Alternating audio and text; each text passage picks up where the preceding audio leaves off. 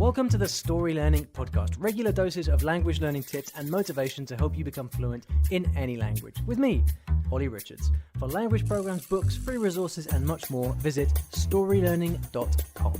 Hello and welcome back to the podcast. Now I've got a confession to make. I've got a big secret to tell you, which is I started to learn a new language. I started to learn German a few weeks ago, and in this episode I wanted to talk a little bit about my experiences, like what I've kind of felt and what I've discovered over the last 2 weeks of learning German. So yeah, I decided to start learning German, and there's a lot of reasons behind this, and I'm going to try and not make this episode too long, but I did just want to put this out there because I think it's going to be interesting for lots of people. Because obviously, like, as you know, I'm learning Cantonese. This has been my long-term project, and I know that I always say, don't learn two languages at the same time, right? But with German, the thing is for me that it's been years now that I've wanted to learn, and I also go to Berlin every year around May for the Polyglot Gathering. And oh, by the way, if you want to come to the Polyglot Gathering, you absolutely should. It's in May. It's in a few weeks' time. So if you are living near Berlin and you'd like to come and hang out with a load of other language enthusiasts and meet me and a bunch of other people, then you definitely should you can just Google Polyglot Gathering and you'll find it there. So I had this, I've been wanting to learn German for a long time, and I kind of felt, okay, look, it's time now just to learn a bit of the language. Also, at the same time, with my Cantonese, I have been kind of running up against a brick wall. I've kind of been, I felt like I've hit a bit of a plateau. And often one of the best things to do when you're struggling with a language is simply take a break and do something different. And so I thought, well, why not just dedicate 1 month to German? I can learn German in April and not make it this big long project, but just say, okay, in April, in the month of April, from the beginning to the end, I'm going to learn German, and then I'm going to stop and I'm going to go back to Cantonese. And the reason I decided to do that was because I thought I like the fact that it's defined. Because so often people ask, well, when do you stop learning a language? When do you move on? When do you know it's the right time? And the truth is that for me, it's always a gut feeling. You learn a language for some reason in your life, and then eventually your life changes and your languages change. That's always been the case for me. But I do know that if I get into German and take it seriously, then that's going to become a big project. And I don't want that because I want to keep focusing on Cantonese. But at the same time, I thought like 1 month learning German would be cool because it would kind of satisfy that desire that I have to learn German and also give me a bit of a mental break from Cantonese. And also, it would have the good effect of when I go to Berlin in a few weeks' time, then I'll be able to use a bit of German. So I intentionally didn't mention this on the blog or the podcast before because this is a very kind of small project. It's not like my aim is not to speak really good German in a month. My aim is just to learn about the language in as much as I can in 1 month. That's it. So it's a very kind of low pressure thing. And my strategy really for this 1 month was to get a good foundation in the language. I'm actually not speaking. I am just using textbooks and studying by myself. And the reason I'm not speaking is simply because it's a 1 month project, and it's not my aim to speak. My aim is simply to get to know the German language. And so in this 1 month, I'm aiming to kind of cover the foundation of German and just get a good understanding of the language. And to do that, I chose 2 books to help me. And I went into Foyles, which is an amazing, must be one of the best language bookstores in the world here in London. And I looked through all the German books, and it's really important to find books that you like, that you want to use yourself, right? That's so important. And I looked through all these German books, and I just didn't want to use any of them. I thought they were far too, I don't know, the way that the books were not interesting for me. Often what happens is that they try to, textbooks try to simulate lessons. So they say, do this, and now do that, and then now do this, which can be cool, but the problem is that often these exercises, they're too inconsequential, They say, do this exercise to practice the days of the week, and it's like, well, yeah, that's great, but I don't want to spend half an hour practicing the days of the week because I'm going to learn them naturally anyway. And so I ended up choosing one book that I thought was really good, and since I've started using it now, I can confirm that it's really good, and it's Colloquial German from Routledge. And it's called Colloquial German, the Complete Course for Beginners. And the reason I like this book is because they have, in every chapter, 2 really good long dialogues with fairly natural language in them. And so that provides the real basis for study. So many of the other books, they have these tiny short dialogues, which are just, nothing to sink your teeth into.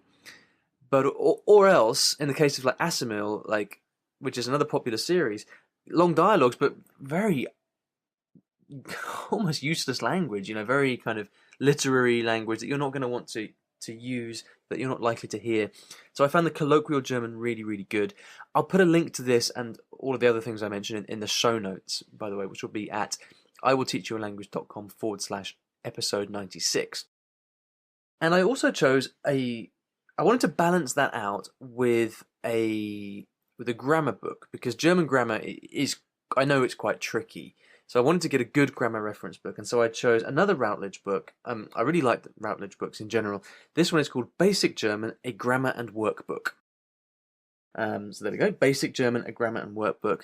And again, that's just, it's exactly what I wanted. It's a kind of an overview of German grammar for beginners without being too complex, just giving the main rules and a reference. So anything I want to look up, I can. So I chose those 2 books to be complementary. So the Colloquial German's got loads of dialogues which I can use to learn, and then the grammar is for a quick reference where I can look up rules when I need them.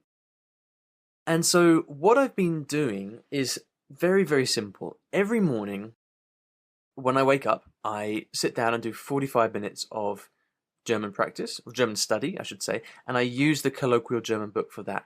My routine is, what I do is simply, I go through a dialogue. And there is, I released a bunch of posts recently all about my core language routines, and exactly how I use textbooks and how I study dialogues. So I'll put a link to those in the show notes as well. You should definitely check those out. And that's basically what I've been doing. So I open up the textbook, I go to the dialogue I was looking at the day before, I revise that, and then I move on to the next one. And what I'll do is I'll listen to the dialogue many times, trying to understand as much as possible, and then I will listen and read at the same time, many times. Then I'll look up any words that I don't know, and then I'll close the book and I'll listen to the dialogue again without the text, so I can kind of test myself to see how much I've understood. That's the foundation of it. Now, in the Colloquial German book, like in lots of textbooks, there's lots of exercises as well. I tend not to do them. And the reason is because if you're going to do every exercise in the book, it really slows you down.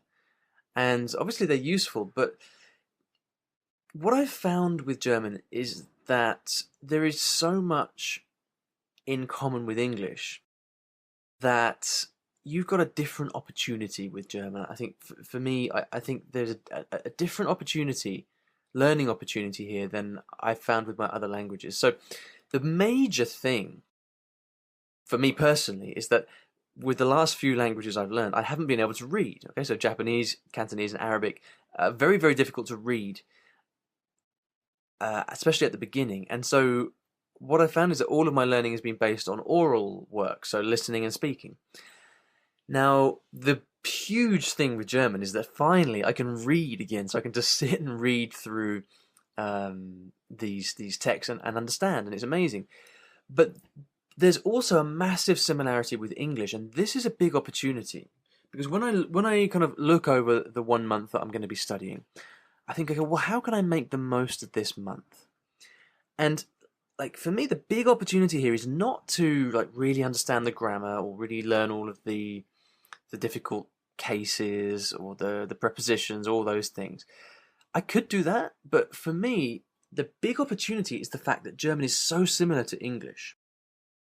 And so my aim is kind of, what I've discovered over the last couple of weeks is that because it's so similar and there's so much that's mutually intelligible, with a bit of help, obviously, that the big opportunity for me is to just read and listen to as much as possible over the month. And by doing that, you get exposure to all these different parts of the language, all this different core vocabulary, all the different main grammar. And I kind of feel that over the course of the month, by just reading and listening to as much as possible, I'm going to really get a good understanding of the language and how it works. And so that's what I'm trying to exploit most of all. And so in order to do that, I've been consciously ignoring most of the exercises in the textbook and instead aiming to just cover all of the dialogues and the texts. And so my aim for April, it has become to simply cover all of the dialogues in the colloquial German textbook. And I think that's going to give me the biggest bang for my buck, as it were, the biggest use of my time. The only other thing that I would do is actually, I do read the grammar explanations because they are pretty important to raise your awareness of language. Like, I'm not trying to learn all the grammar rules and do all the exercises, but I find that when you read the grammar explanations, like later on, then you can recognize those things in the texts, in the dialogues when you read them, and that's a very, very good way to help you notice different parts of the language. So there we go. I hope that was kind of interesting for you. It's been very, very interesting for me to start learning a new language from the beginning after all these years.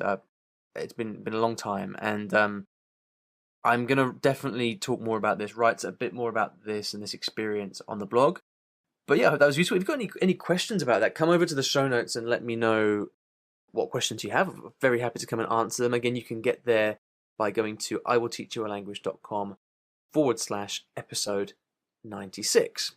Now, as you know, as I keep banging on about, we're coming up to episode 100 of the podcast, and I'd like to do something very special, which is to get a kind of compilation of lots of you guys talking, because you've heard enough from me, and I'm sure you're sick to death of listening to me talking. So I would like to hear what you have learned from the podcast, from me, or from the blog, or anything like that. And I'd like you to tell me what it is. And you can go to iwillteachyoualanguage.com/ask, and you can leave me a quick message on there. You can give me your name, where you're from, and then tell me one thing that you have learnt from listening to the podcast. That would be really, really cool. And then what I'm going to do for episode 100, if we get enough submissions, hint, hint, hint, is to actually put it all together into a collage, and then that's going to be really cool to listen to everybody from around the world talking about things that they have learned and things that have made an impact on them. So I hope that was helpful, hope that was interesting for you, and I'll see you in the next episode of the podcast. Thanks for listening to today's episode. And here at Story Learning, everything that I do is powered by stories, whether that's writing books, teaching lessons, crafting courses. My mission is to help everyone succeed at learning a new language through the power of story. And we now have comprehensive language courses in over 15 languages, from Spanish to French, Korean to Japanese, and across all levels from beginner to mastery. And you can take a 7-day free trial of any of these programs by visiting storylearning.com/courses. I've poured my heart and soul into creating these courses over the last 10 or so years, and we've helped tens of thousands of new students achieve their dreams of learning a new language, all through the power of story. So go ahead and take a free trial. There's no commitment. You can try out our method for free, see if this can also be the breakthrough for you that it's been for so many other people. storylearning.com/courses.